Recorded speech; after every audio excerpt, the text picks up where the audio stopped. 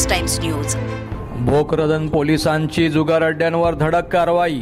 5,51,000चा मुद्देमाल जप्त। भोकरदन दिनांक 27 फेब्रुवारी 2025 शहरात अवैध जुगार खेळण्याच्या 4 ठिकाणी भोकरदन पोलिसांनी धाड टाकून 10 जुगाऱ्यांविरुद्ध कठोर कारवाई केली आहे। या कारवाईत एकूण 5,51,000 रुपयांचा मुद्देमाल जप्त करण्यात आला असून त्यात 51,100 रुपये रोख रक्कम आणि 5 लाख रुपये किमतीची मारुती इको कार यांचा समावेश आहे।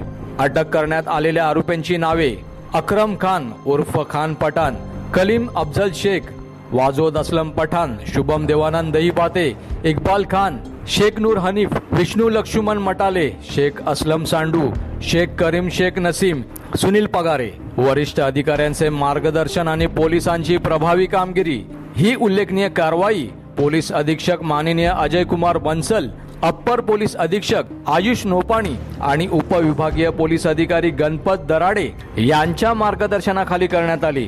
पोलीस निरीक्षक किरण बिडवे, पोलीस उपनिरीक्षक राकेश नेटके तसेच पोलीस अधिकारी संदीप भुतेकर, जावेद शेख आणि किशोर मोरे यांच्या नेतृत्वाखालील पथकाने ही मोहीम यशस्वीरित्या पार पडली। भोकरदन पोलिसांनी केलेल्या या कारवाईमुळे अवैध जुगार अड्ड्यांवर मोठा आघात झाला असून स्थानिक नागरिकांनी पोलिसांच्या या कृतीचे कौतुक केले आहे। पुढील तपास सुरू असून अशा अवैध कृत्यांवर कठोर कारवाई केली जाईल असे पोलिसांकडून स्पष्ट करण्यात आले आहे।